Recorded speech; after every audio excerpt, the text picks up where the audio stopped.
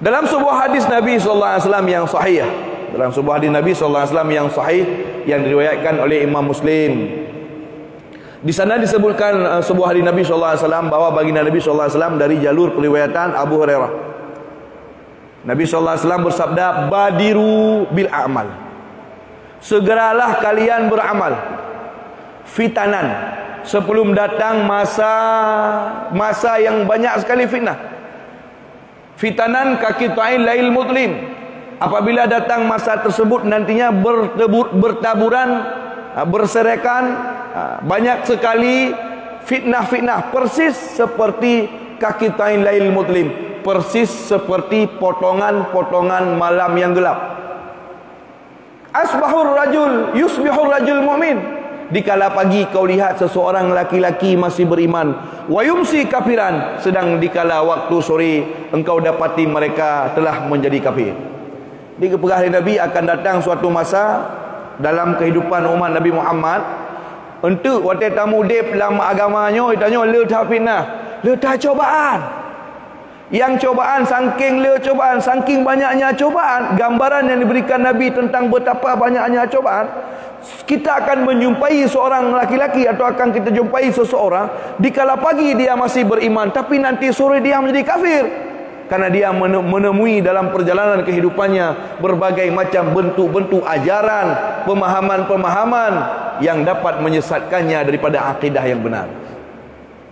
Jadi An-Nawawi rahimahullah ta'ala dalam syarah Sahih Muslim juz yang kedua halaman 105 dalam mengomentari hadis ini menjelaskan bahwa makna hadis, maksud atau tujuan dari hadis yang saya bacakan barusan, hasu alal mubadirah, ajakan untuk bersegera ilal a'mali salihah, kepada amal-amal yang soleh, qabla ta'adduriha, sebelum teruk uzur untuk takubut, wal istighal anha, dan sebelum teruk hal-hal yang mampu sibuk tanya hingga akhirnya katanya roh takubah ataupun lalu hana roh takubut bima yuhdis minal fitan, iaitu berupa akan teruk fitnah-fitnah utama agama, asyaghilah, yang membuat katanya sibuk, al-mutakasirah, yang cukup menala, mutarakimah, mutarakimah, iaitu bergulung-gulung, iaitu berupa hoyang tak e, bahasa katanya mutarakimahnya hoyang tak e, tipe-tipe, banyak sekali hoyang tak e, katara kamal dhulumal lail, persis seperti malam yang seput, lal mukmir, yang bak watanyan hana tatumai cahaya. Jadi urangnya kata masa hari ini telah datang masa yang ditakutkan oleh Nabi SAW. Wawasafa SAW naw'an, lalu Nabi memberikan satu bentuk daripada gambaran betapa raya fitnah, min syada'id tilkal fitan. Nabi menceritakan kiban bentuk fitnah bawatanya. Wa annahu yumsi mu'min, iaitu seseorang kita jumpai ketika sore dalam keadaan beriman, summa yusbih kafiran, kemudian dikala pagi kafir, au aksuh, ataupun sebaliknya. Ini menggambarkan betapa bahawa dalam waktu yang relatif singkat, hiak sagai bengah memang tepuk kafir. Ia menunjukkan bahawa betapa banyaknya fitnah-fitnah dalam beragama. Hari ini jelas, dari satu sisi kemajuan, kita mendapatkan rahmat Allah yang sangat luar biasa. Dari sisi kemajuan, banyak sekali rahmat Allah yang Allah berikan kepada kita. Dulu kehidupan kita memakai obor, tidak ada alat penerang, tidak ada alat komunikasi. Sekarang orang-orang yang berada di tempat yang jauh dengan kita, bisa kita berkomunikasi langsung dengan alat yang sudah serba canggih. Itu satu kemajuan dan satu rahmat yang patut sekali untuk kita syukuri. Tapi di saat yang sama, ada sebagian orang-orang yang memakai alat-alat tersebut untuk menebarkan informasi-informasi yang dapat menyesatkan. Maka banyak hari ini kita lihat berbagai macam bentuk kajian-kajian. Banyak sekali kita lihat berbagai macam bentuk ajaran-ajaran dan pemahaman-pemahaman yang jika kita tidak punya filter dalam memilih dan memilah, besar sekali kemungkinan kita akan terjerumus dan terjerembab dalam samudera kekafiran yang sangat menakutkan. Banyak sekali. Hari ini kita sedang dikejutkan, dalam 2 pekan ini kita sedang dikejutkan dengan adanya sebuah tagar, adanya sebuah tagar di media, ada sebuah usul-usul, isu-isu tentang pembubaran MUI dengan berbagai macam bentuk alasan-alasan. Di saat yang sama kita lihat semakin marak dan beraninya orang berbicara melecehkan nilai-nilai agama, simbol-simbol agama, dan tanpa ada sebuah penanganan hukum yang pasti. Seakan-akan terkesan seperti sebuah rencana yang sedang dipersiapkan, terkesan seperti sebuah agenda besar yang sedang dijalankan visi dan misinya. Ada keinginan untuk membubarkan MUI dengan berbagai macam alasan. Misalnya MUI disusupi oleh radikalisme, MUI disusupi oleh terorisme. Ia katakanlah misalnya MUI disusupi. Apakah dengan disusupinya Majelis Ulama Indonesia kita harus membubarkan MUI? Apakah dengan adanya orang Islam yang berbuat jahat mengidentikan bahwa Islam itu jahat? Tentu tidak. Itu adalah oknum. Itu adalah merupakan oknum yang tidak mewakili Majelis Ulama. Kemudian ada sebuah anggapan ataupun sebuah isu yang berkembang bahawa MUI patut dibubarkan. Kenapa? Ini adalah merupakan buatan Pak Harto pada masa dahulunya. Karena ketika beliau ingin menguasai rakyatnya dengan berbagai macam cara, termasuk membuat sebuah wadah, timbul permasalahan. Apakah semua yang berbau Orde Baru itu tidak baik? Tidak.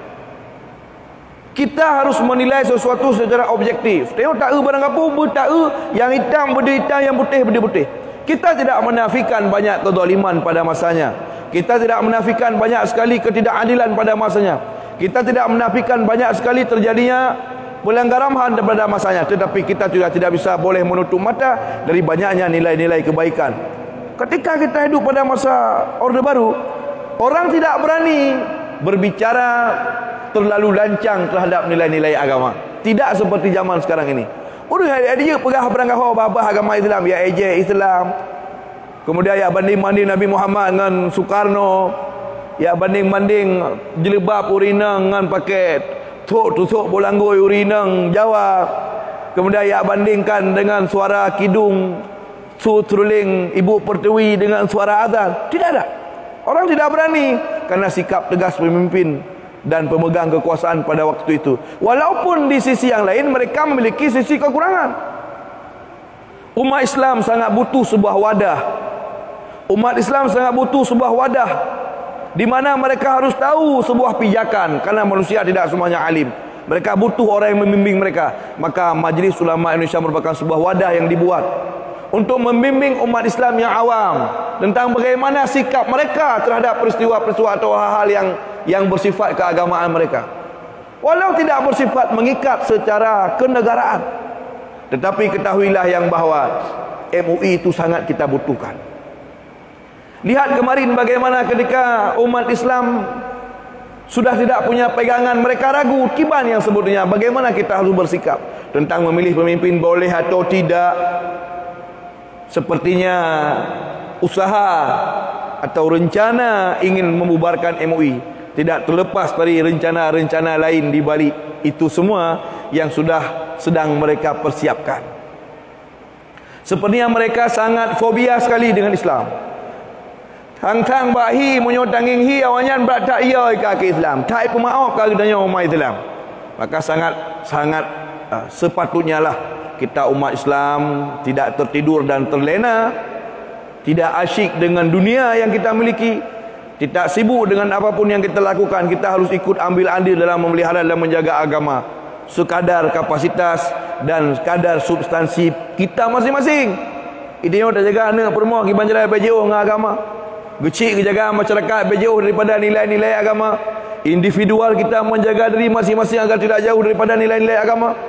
Di saat yang sama, tokoh-tokoh liberal yang mengkritisi Islam mereka biarkan begitu saja. Tokoh-tokoh Islam misalnya Adi Armando, bukan sebagai kapasitasnya berbicara dalam konteks agama, Ya pegah apa katanya hana lang ayat Quran geyu tujuan sembahyang surah semalam 5 waktu. Tidak ada dalam Al-Quran perintah solat sehari semalam 5 waktu.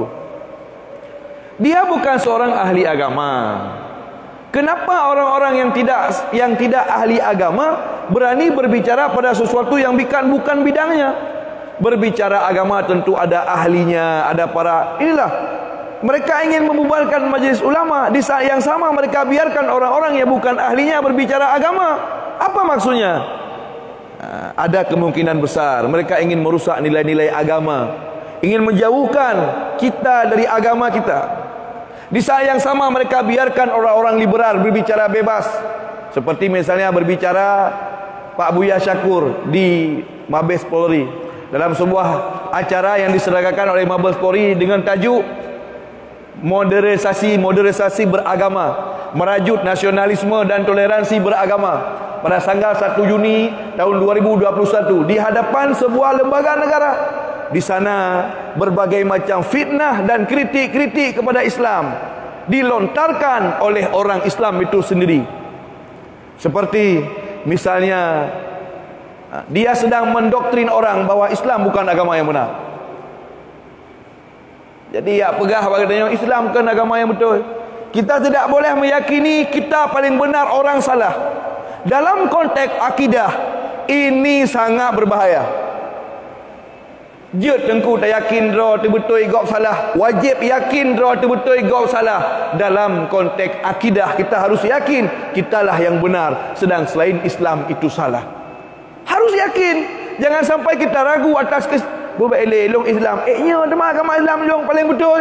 Apabila kita ragu akan keimanan kita sendiri, kita ragu akan keislaman kita sendiri, ini akan menjerembabkan, akan menjatuhkan kita dalam lubang kekufuran. Dalam konteks akhlak, dalam konteks tasawuf, dalam konteks akhlaknya yang hanjut.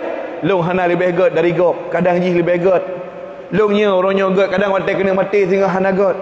Jih orangnya bro, kadang watai kena mati. Ini dalam konteks akhlak, bukan dalam konteks keyakinan. Baik untuk manya agama long paling betul, kadang si agama Kristian betul. Ini tidak boleh. Ini adalah penyesatan umat.